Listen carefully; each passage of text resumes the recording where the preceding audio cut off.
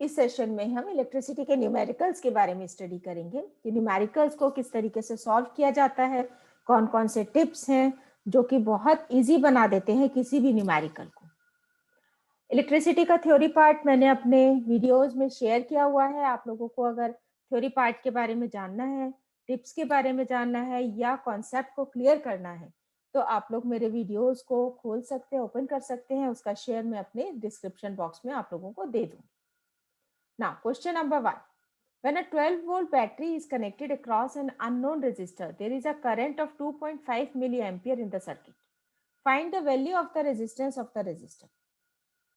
देखिए, जब भी हम न्यूमेरिकल सॉल्व करते हैं तो हमें क्या करना होता है कि हमसे कुछ भी पूछा जाता है, जो क्वांटिटी जिसके बारे में हमें जिसकी कैलकुलेशन करनी है उसको हम सबसे पहले नोट डाउन करते हैं।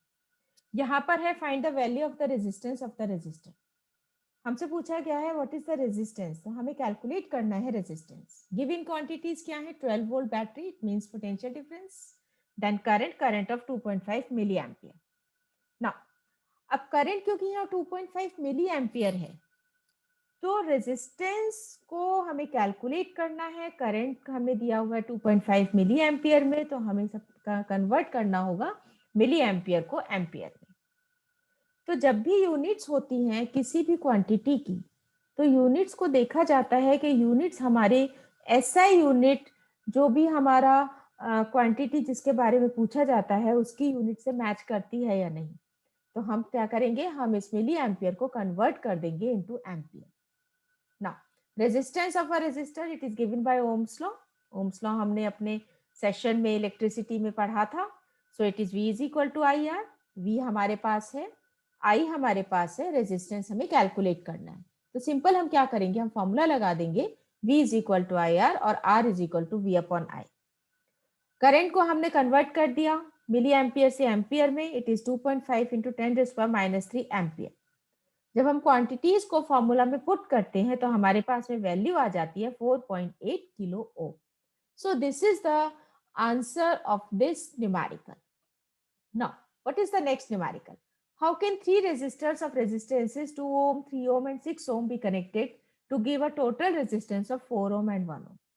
अब देखो ये इस टाइप के जितने भी न्यूमेरिकल्स आते हैं तो इनमें हम जो मेथड अप्लाई करते हैं वो होता है हमारा hit and trial method. Hit and trial method का मतलब है कुछ तो कॉन्सेप्ट्स को हम लगाएंगे, कुछ हम हिट एंड ट्राई करेंगे कि किस तरीके से हम रेजिस्टेंसेस को हमें सीरीज में अरेंज करना है या पैरेलल में अरेंज करना है जिससे कि हमारा आंसर 4 ओम या 1 ओम आ जाए। अब अगर हम इन तीनों रेजिस्टेंसेस की बात करते हैं 2 ओम, 3 ओम एंड 6 ओम, तब यहाँ पर देखिए, यहाँ पर हमें लेकर आना है 4 ओम एंड 1 ओम। अगर हम तीनों रेजिस्टेंसेस को सीरीज में कनेक्ट करते हैं then according to the law या अकॉर्डिंग टू द थ्योरी जो इक्विवेलेंट रेजिस्टेंस होगा वो होगा सबसे ज्यादा हाईएस्ट रेजिस्टेंस से भी ज्यादा। तो इसका मतलब 2 + 3 + 6, 5 + 6 दैट इज 11 ओम। तो इसका मतलब सीरीज में तो ये नहीं आएंगे तीनों। अगर हम इन्हें पैरेलल में करते हैं तो पैरेलल में इक्विवेलेंट रेजिस्टेंस होता है मिनिमम रेजिस्टेंस से भी कम। तो अगर हम पैरेलल में करते हैं, सपोज ये बी पार्ट हमने लिया यहाँ पर और हमने रेजिस्टेंसेस को पैरेलल में कनेक्ट कर दिया, दैट इज 1/2, 1/3 एंड 1/6। यहाँ पर देखिए नीचे, तो उसमें क्या है हमारे पास में आंसर आ जाता है 1 ohm. So this is the answer 1 ohm. Second part का आंसर हो गया कि अगर हम तीनों रेजिस्टेंसेस को पैरेलल में कनेक्ट करते हैं। अब अगर हमें फर्स्ट पार्ट का आंसर निकालना है तो अब हम क्या करेंगे, हम दो रेजिस्टेंसेस को सीरीज में लगाएंगे। एक को सपोज हम पैरेलल लगाते हैं तो सीरीज में हमारा आ गया 2 + 3 5, नॉट पॉसिबल क्योंकि हमें 4 ओम लेकर आना है। अब हम इन दोनों को लगाएंगे सीरीज में 2 + 6 8, दिस इज नॉट पॉसिबल। हम क्या करेंगे, हम इन दोनों को अगर हम सीरीज में लगाते हैं या हम क्या करेंगे, अब हम पहले इन दोनों को, ये वाले जो दोनों रेजिस्टेंसेस है इन्हें हम लगा देते हैं पैरेलल में। 3 ohm and 6 ohm, 3 ohm resistance 1/3 plus 1/6, it gives 1/2। और अगर हम पैरेलल रेजिस्टेंस देखेंगे सो आरसीडी इट इज 2 ओम। यहाँ पर देखिए ये मैंने सर्किट डायग्राम बनाया हुआ है। मैंने क्या किया, 2 ओम को मैंने सीरीज में लगाया और 3 ओम और 6 ओम को मैंने पैरेलल में लगाया। ए बी 2 ओम हो गया और सी डी के बीच में आगे दो parallel resistances that is 3 ohm and 6 ओम। तो यहाँ पर हमारा इन दोनों का जो रेजिस्टेंस आएगा इक्विवेलेंट, इट विल बी 2 ओम। 2 ओम हमारा सीरीज में था। अब हम जब ऐड करेंगे तो हमारा हो जाएगा AB plus CD, that is 2 + 2 = 4 ohm. So this is the answer. एक और टिप है जो हमें बहुत ज्यादा इंपॉर्टेंट है, वो क्या है कि जब भी रेजिस्टेंसेस मल्टीपल्स में पैरेलल में लगते हैं, जैसे यहाँ पर 3 ओम और 6 ओम है, तो उस केस में इक्विवेलेंट रेजिस्टेंस हमेशा इनका आधा हो जाता है, दैट इज यहाँ पर जो होगा वो हो जाएगा 1/2, मतलब कि 3/6, that is 1/2। This is the answer. Now question number 3, draw a schematic diagram of a circuit consisting of a battery of 3 cells of 2 volt each, a 5 ohm resistor, an 8 ohm resistor and a 12 ohm resistor and a plug key, all connected in series। हमें क्या करना है, हमें एक diagram draw करना है। Schematic diagram का मतलब हो गया 3 सेल्स हैं जिन जो 2 वोल्ट ईच के, हमने यहाँ पे 3 सेल्स कनेक्ट किए, जो टोटल वोल्टेज होगी that will be 6 volt. 5 ohm, 8 ohm and 12 ohm resistors को हमें सीरीज में कनेक्ट करना है। यहाँ पर हमने सीरीज में लगा दिया और उसके बाद में एक हमने की लगाई और की के साथ में हमने बैटरी 6 वोल्ट की अटैच कर दी। So this is the whole diagram of this these resistors. Now question number 4 क्या है, redraw the circuit of question 1, that is putting in an ammeter. Question 1 यहाँ पर, ये क्वेश्चन नंबर 3 है, ठीक है। Redraw the circuit putting in an ammeter to measure the current through the resistors and a voltmeter to measure potential difference across the 12 ohm resistor. What would be the readings in the ammeter and the voltmeter? हमें क्या करना है, हमें इस circuit diagram को redraw करना है, एक एमीटर पुट करना है यहाँ पर। इसके अलावा हमें क्या करना है, एक पोटेंशियल डिफरेंस मेजर करने के लिए वोल्टमीटर लगाना है across 12 ohm resistor.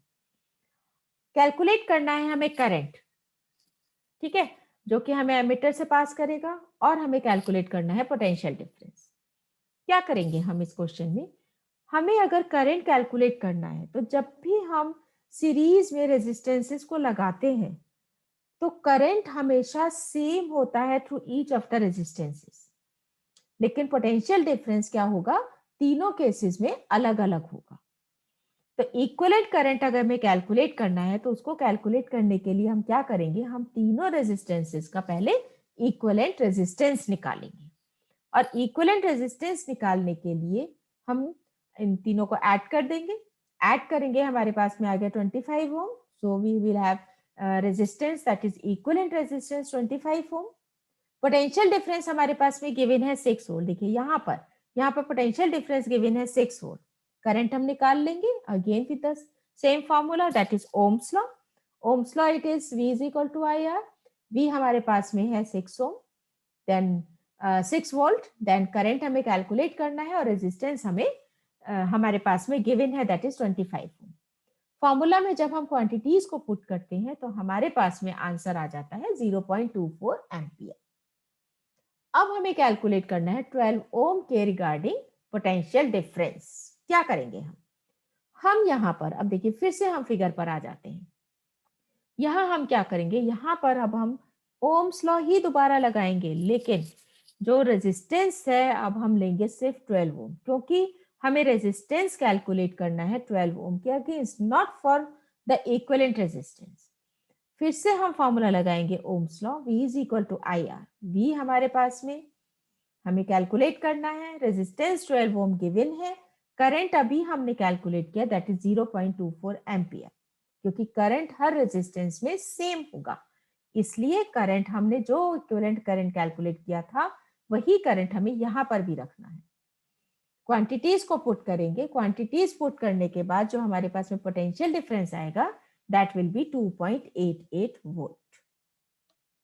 Now a piece of wire of resistance R is cut into 5 equal parts. These parts are then connected in parallel.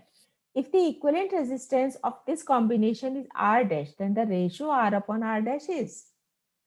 Simple सा क्वेश्चन है कि एक वायर है, लंबा सा वायर है, उसे हमने 5 पीसेस में काट दिया और उन 5 पीसेस को हमने एक के नीचे एक पैरेलली अरेंज कर दिया।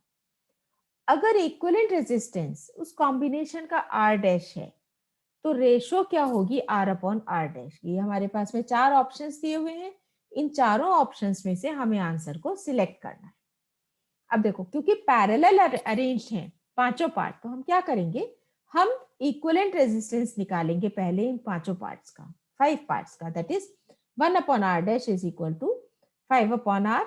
ये 5 अपॉन आर कैसे आया, देखो 1 upon R one plus 1 upon R two plus 1 upon 3 R N, ये हमारा फॉर्मूला हो गया। R1 की जगह हम रख सकते हैं R upon 5, again R upon 5, again R upon 5, again R upon 5, number of times. जितने पार्ट्स होंगे तो हम उतना ही रेजिस्टेंस उसमें लिखते चले जाएंगे। यहाँ पर 5 पार्ट्स है तो R अपॉन 5 हो गया। जब हम सॉल्व करते हैं तो हमारे पास में आ जाता है 5 अपॉन R। और अगर हम इनकी रेशो कैलकुलेट करेंगे, कैलकुलेट करते हैं हम, तो कैलकुलेट करने के बाद हमारे पास में आंसर आता है 25 अपॉन R। तो R अपॉन R डैश हमारा कितना हो गया, R अपॉन R डैश हो गया हमारा 25। सो this is the answer of this part. तो इस टाइप से जितने भी क्वेश्चंस हैं, मैं अभी इनकी और वीडियोस बनाऊं आप लोगों के साथ में शेयर करूंगी। छोटी छोटी सी वीडियोस हैं, पढ़ने में भी थोड़ा सा आप लोगों को इजी रहेगा। तो आप लोग को अगर पसंद आती है तो लाइक सब्सक्राइब भी कर दीजिएगा, जिससे कि जो अगली वीडियोस हैं वो आपको मिलती चली जाए।